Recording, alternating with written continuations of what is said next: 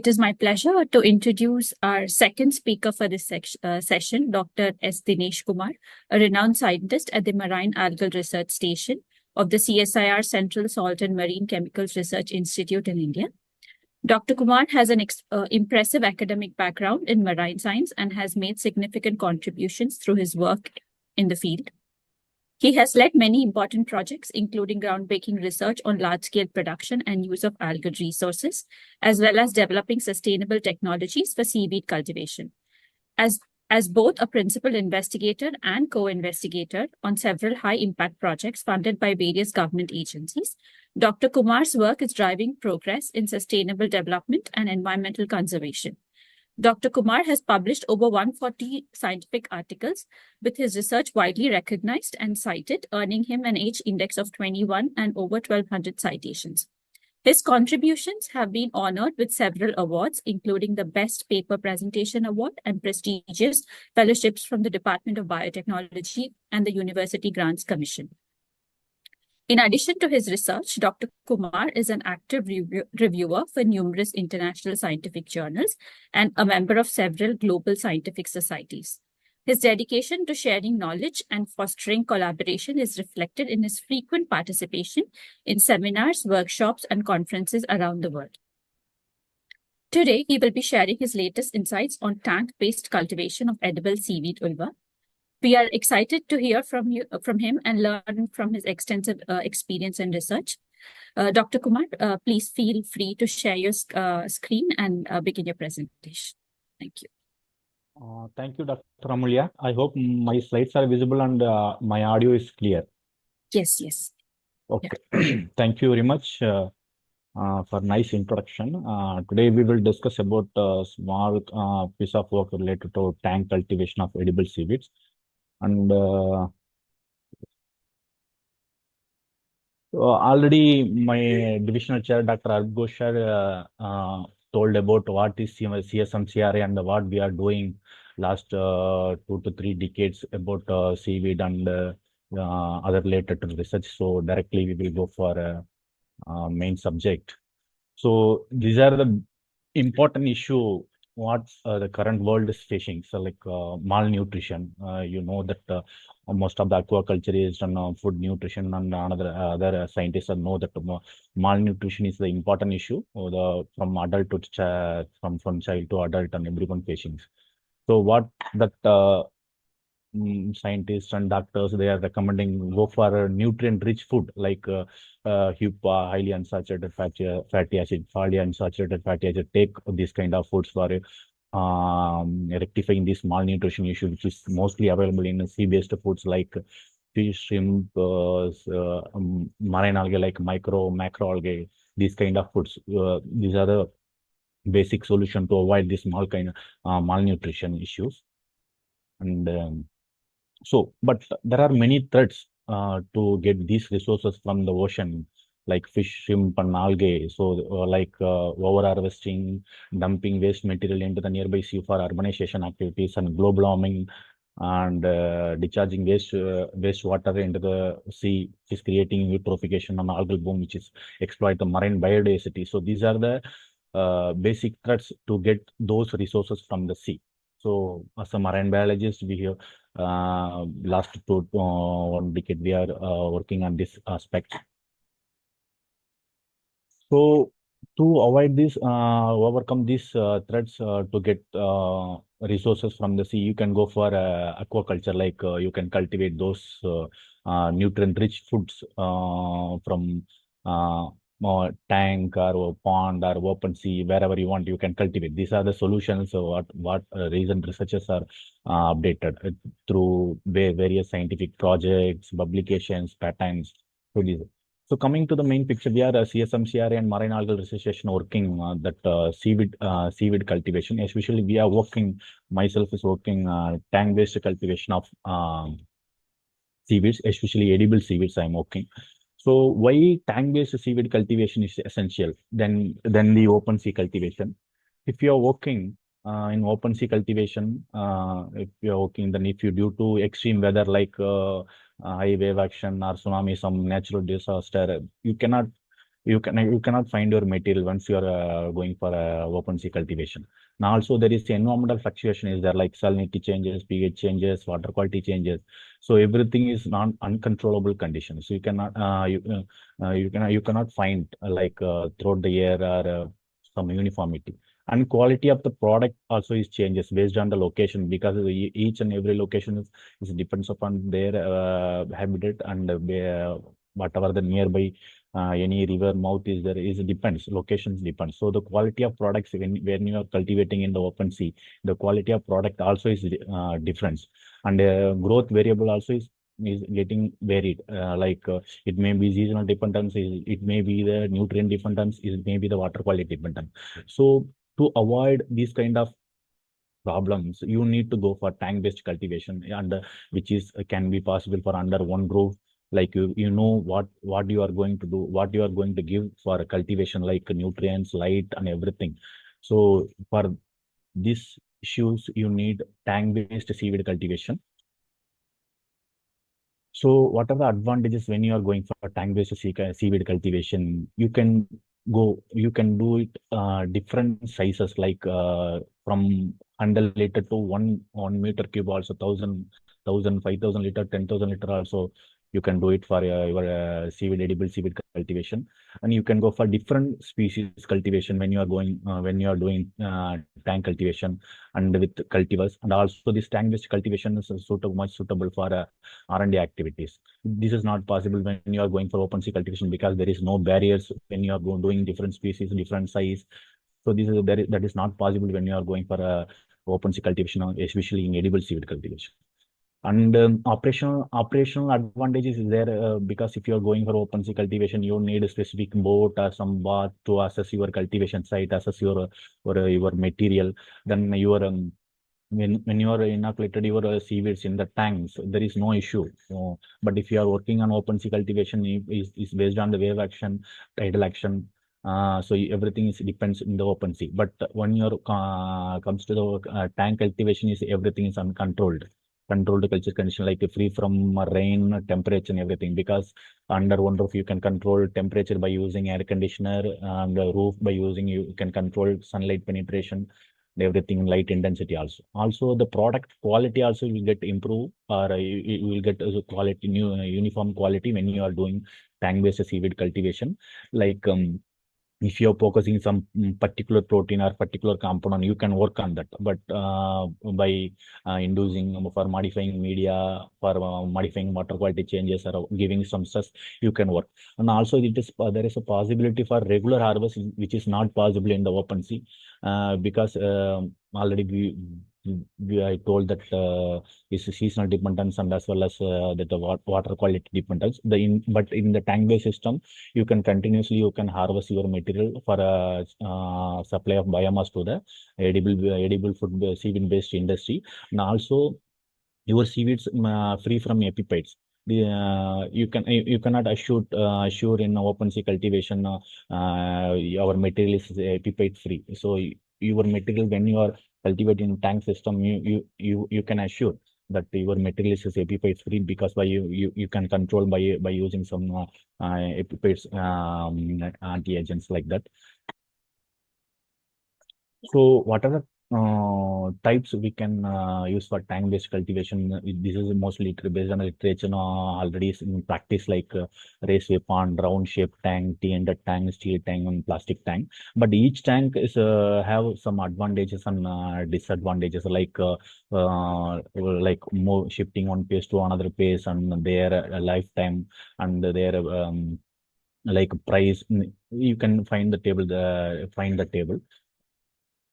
Then so these are the popular methods when in tank-based system, especially this Ulva cultivation, already in practice, like vertical photobioreactor system, race weapon system, back culture system, and slope rack system. These are already in practice in open and controlled condition. Also, there is a possibility you can do in semi-controlled condition also.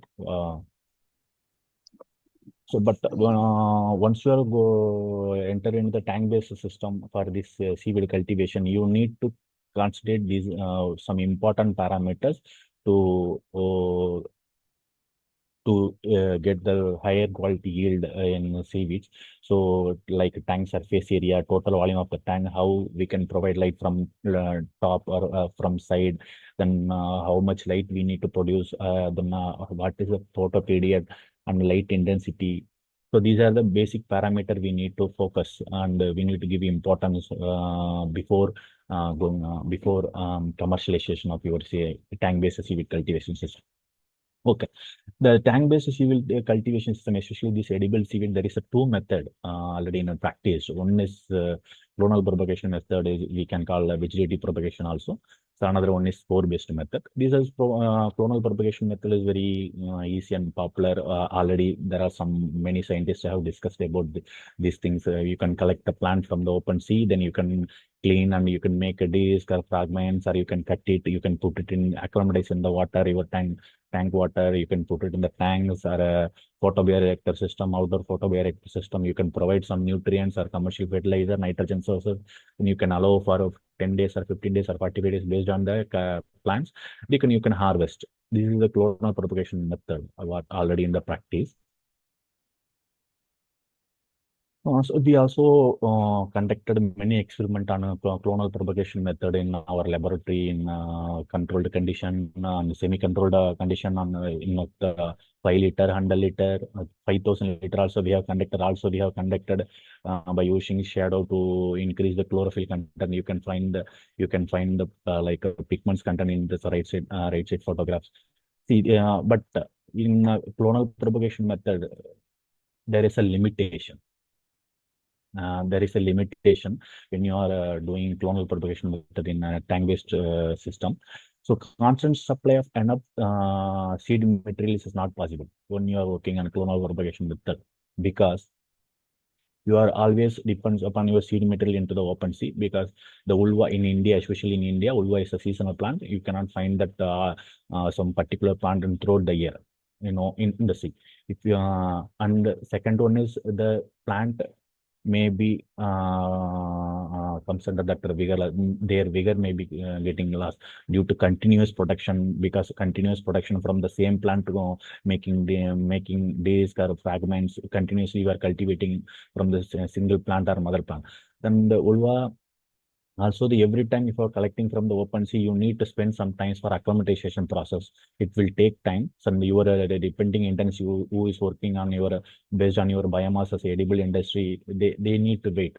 And also, if with the seasonal plant, if your industry running for only 5 to 6 months, whenever the mother plant is available in the open sea, in that time only you can supply the material to the industry. Means the rest of the month your food waste industries cannot run. So that is not possible. Then it won't give any profit to the industry. That is not a successful way. So especially this edible seaweed cultivation. So what will be the solution? So as a CSMCRA recently, as per our divisional chair, Dr. Vaibhav Mantri, and my collaborator, Dr. Kanchan Trivedi, we are working spore-based method of edible seaweed, especially this ulva. Spore-based method is giving strong solution. What are the demerits we have discussed before in the slides? So all the demerits we can overcome through the spore-based method. You can see the pictures. What is the spores? These are the process we are working to the spore induction. We can produce spores from the small quantity of plant. We no need much quantity from the open sea.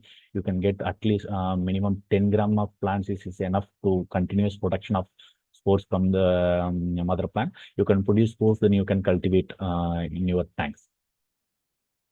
So these are the simple diagram. What is spore-based method? How we can cultivate in tanks in the open sea. You can collect the plant. You can remove all the debris. You can go for acclimatization process. After acclimatization process, you can go for a spore induction. Once a spore induction done, then you can go for a different tank size and for your spore cultivation. Once the spore size is increased, you can modify change your tanks and modify your nutrient inputs also. So within certain period of time, like whatever we are working for this vegetative cultivation, then this cultivation period is very less than spore based cultivation. You will get considerable amount of good quality edible seeds. So already we are working on different process development for standardizing this spore-based edible seaweeds, like modified nutrient concentration, stocking density, and how much media we can use. All the procedure we have standardized. You can found these results in our recently published article from the internet. So we have scaled up in 100 liter, 500 liter, and 1000 liter. We have scaled up, and you can see that nutritional composition in the graph. So that our spore-based plant higher quantity of lipid and carbohydrate than the wild plant, whatever is available in the open sea. So it is already is proved is scientifically second the wild plant and vegetative plant our spore based plant given more better than better nutritional composition. So, but there is some challenges also is there when you are entering the tank-based system, especially in the edible seaweeds. Like you have to invest some considerable amount of money for infrastructure development to set up tanks, lights, and like building and everything. You need to invest huge quantity of money. This will be the basic challenge.